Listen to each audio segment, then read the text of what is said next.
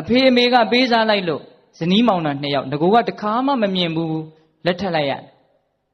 အဖေအမေကပေးစားလို့တာလက်ခတ်ရတာသူတို့မှချစ်တယ်ကြိုက်တယ်ဆိုတာမရှိအဲ့ဒါနဲ့အတူတူနေကြတဲ့အခါကျတော့ဒကာကြီးကဒကာကဒကမကိုတိတ်ပြီးတော့သဘောမကျအဲ့ဒါဒီအမျိုးသမီးလေးကသူကဒီယောက်ျားကိုတကယ့်ကိုအိမ်ဦးနဲ့အနေနဲ့ခင်ခင်မင်မင်ယူရရတကယ်ပြုစုတယ်ဒါပေမဲ့အဲ့လိုပြုစုတာကိုလည်းသူကအတိမတ်မပြုအဲ့တော့ကြားလာတော့ဟိုကလည်းပဲကြောက်ဆိုင်ကြောက်စားနဲ့လှုပ်ထားတာမဟုတ်ဘူးလေအဲ့တော့သူကလည်းပဲခံစားချက်ရှိတဲ့အခါကျတော့စိတ်ပြက်ပြီးတော့ညှို့ညွငယ်ငယ်ဖြစ်လာခဏခဏအကြမ်းဖက်လာတယ်ကြာတော့စိတ်ပြက်လာတယ်အဲ့ဒီလိုစိတ်ပြက်တာကိုဟိုကယောက်ျားကလည်းပိုးပြီးတော့စိတ်ပြက်တယ်ဘာလည်းမသိဘူးပေါ့အဲ့ဒီလိုမပြေမလဲနေရင်းနဲ့ကလေး2 ယောက်သားလေး1 ယောက်သမီးလေး1 ယောက်ရလာတယ်ရလာတော့ယောက်ျားဘက်ကဘယ်တော့မှမလျှော့အဲ့တော့ဒီတက္ကမကလည်းယောက်ျားကိုအင်မတန်မုန်းလာအဲ့တော့ဘာဖြစ်တုံးဆိုတော့သူတို့ရဲ့အိမ်တော်ရေးကအမုန်းတရားတွေအမြဲတမ်းပွားနေတယ်အိမ်တော်ရေးဖြစ်နေတယ်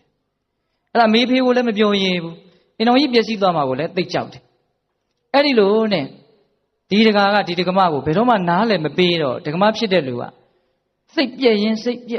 ပြက်နဲ့နောက်တော့ဘာဖြစ်လာတုံးဆိုတော့တကာကအဝေးမှာခရီးသွားနေတော့ဟိုကျင်းနှန်းနဲ့စာတစ်စောင်ရောက်လာတယ်အဲ့ဒီစာကိုဖတ်ကြည့်လိုက်တော့သူ့မိမကရေးပေးလိုက်တဲ့စာဖြစ်နေအဲ့ဒါနဲ့အမေငါမိမထူးဆန်းဆန်းငါ့ကိုဘာတွေရေးပေးလဲမသိဘူးဆိုဖတ်ကြည့်တော့အရှင်အိမ်အောင်ကြတဲ့ကစပြီးတော့ကျမဘက်ကမရဝတ္တရားနဲ့ညီအောင်ပေါင်းသင်းဆက်ဆံခဲ့တယ်ဒါပေမဲ့အရှင်ရဲ့မေတ္တာကိုတခါမှမရခဲ့ဘူးနေတိုင်းစိတ်ဆင်းရဲနေရတယ်အဲ့ဒီနေတိုင်းစိတ်ဆင်းရဲနေရတဲ့တော့ဒီစိတ်ဆင်းရဲမှုဒေါသကို तू မမျိုးသိမ့်နိုင်တော့ဘူးဒါကြောင့်ကလေး2 ယောက်စားမဲ့အစာတဲကိုအစိတ်ခတ်ပြီးတော့ကြွေးပြီးတော့သူ့ကိုယ်သူအဆုံးစီရင်လိုက်ပြီလို့စာရေးလိုက်တာအဲ့ဒီတော့မှဒီလူကမျက်ပြူးဆံပြားနဲ့အတင်းတန့်ပြေးတာအိမ်ကိုအိမ်လဲရောက်ရောကလေးလေး2 ယောက်ရောဒကမရောအိယာပေါ်မှာအကုန်လုံးပြင်ဆင်ပြီးသားဖြစ်တယ်အဲ့ဒီမှာသူကဒစိမ့်စိမ့်တွေးတယ်ကြည်စမ်းဟုတ်တယ်ဒီမိမငါ့ဘောတကယ်ကောင်းတယ်သူ့စိတ်ထဲမှာဆုံးနေတဲ့ဒေါသဖြစ်တာနော်